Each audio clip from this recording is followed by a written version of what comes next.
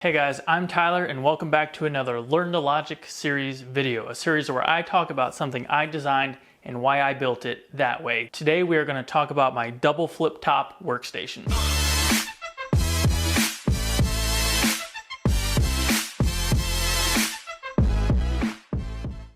If you guys are new here and you haven't subscribed, if you wouldn't mind hitting that subscribe button right over there so you never miss when I upload a new video. This has got to be one of my most favorite builds down here in the shop. It's a super cool idea. It works very, very well. Yes, I only have one tool on it still, but I got plans to fill this up. And I do actually use this area all the time, stacking little pieces over here for use on the table saw. So what problem did I solve by building this double flip top workstation? Obviously, the ability to have 4 tools in an area where you would normally have 2 is awesome. I have about a 400 square foot shop, which is decent size. It could definitely be bigger.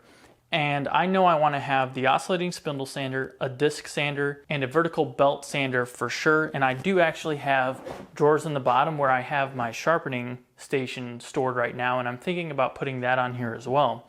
So I have the 4 tools that I want to put over here planned out. So by building this, I'm getting the 4 tools in the area where I would normally only have 2. Did any issue arise from building this? No. The only minor inconvenience is the cords. I haven't come up with something clever enough yet to leave the cords in when you do flip the tools. So right now I unplug the cord, store it, flip the tool over, and then I plug the other one in. It only adds a few seconds to flipping it over. But like I said, nothing awesome enough has hit me to fix that issue. If any of you guys have some ideas, hit me up in the comments down below and we'll definitely work on that. What were the costs of the materials for this? It is just over 1 sheet of plywood, so let's say 1 and some scraps. I do have some 1/2 inch down there for the drawers just to cut down on cost. And there are 6 pairs of drawer slides on here, so that can be pretty expensive, especially since you need some heavy duty full extension drawer slides on here.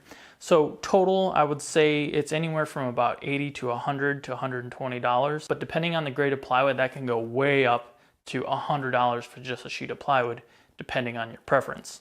I got some barrel locks on here as well, some bolts on the bottom for leveling feet. But other than that, plywood, drawer slides, and then some odds and ends scraps that you probably have laying around your shop. How did I go about building this thing? So the basic construction is some pocket holes in the bottom that holds the sides into place, and then just butt joints, wood glue, and brad nails for all of the shelving. There's some support in the back that goes all the way across, and then each of the divider frame pieces has some diagonal support in the back as well. That's just wood glue and brad nails, so super simple construction. The tricky bit is how the drawer slides are attached and how it flips. So I used double drawer slides so I could have the access for the flip top between the 2 drawer slides. And that's the tricky bit about the whole entire build, is getting that rotation even and supported when you pull it away from the wall. There are other creators that have made plans for something like this that is a rolling solution, so you don't have to have the drawer slides because when you flip the tool you have access on both sides. I knew I wanted it up against the wall, which is what necessitates the drawer slides. And then I had to figure out a solution to be able to flip it. So I had the double drawer slides, and each slide has its own little housing assembly that slides out with it every single time. The double drawer slides also give me great weight capacity on here. With each pair I get 100 pounds, so this whole thing can hold 200 pounds. So to flip it, you just pull the barrel locks, which there's barrel locks on both sides of this thing. So you pull the barrel locks and you're good to go. And the locking points are in the drawer assembly that slides with it.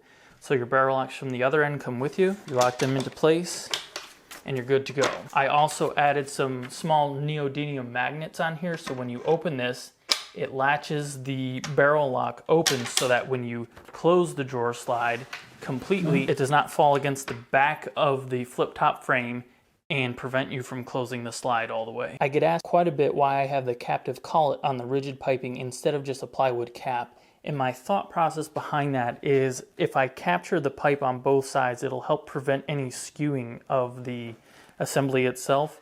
Whereas if you only had a plywood cap, I think that would have the potential to possibly pop out and the whole thing drop off. So that's why I put the collet on that. And I actually forgot to mention that in the materials list. You got the 6 pairs of drawer slides, the plywood, this metal collet, which I have a link for that in the plans, and then the rigid piping as well.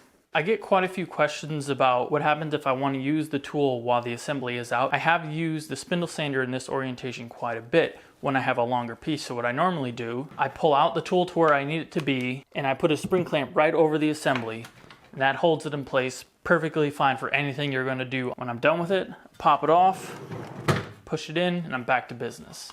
Some important dimensions on this build. In total, it is 51 inches wide and it is 20.5 inches deep. These are 20-inch full extension drawer slides, and I have a 1/2 inch support piece on the back. The tools themselves stand roughly 31.5 inches off the ground. I chose this height so that the spindle sander wouldn't be too tall, and the top of this rigid brand spindle sander stands 44.5 inches tall, which is pretty good. Sometimes it feels a little bit tall when I'm trying to get into some small detail right up here against the curve. Like I mentioned before, I got some drawers on the bottom that are roughly 4 inches deep and 23 inches wide. And these are great. I'm storing all of the loose pieces for the spindle sander in the bottom there. And then, like I said, my sharpening jig that I made down here. Would I build this again? And if I did, would I change anything? I love this thing. I know I don't have it full yet, so I'm not using it to its full potential, but it is a super satisfying build. It's a pretty simple build, and it doubles an area of the space of your shop, and that is invaluable for you guys.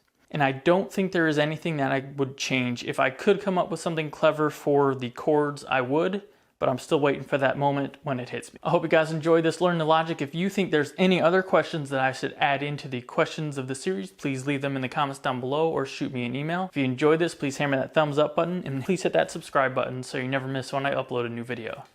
I'm DIYTyler. You guys have a good one.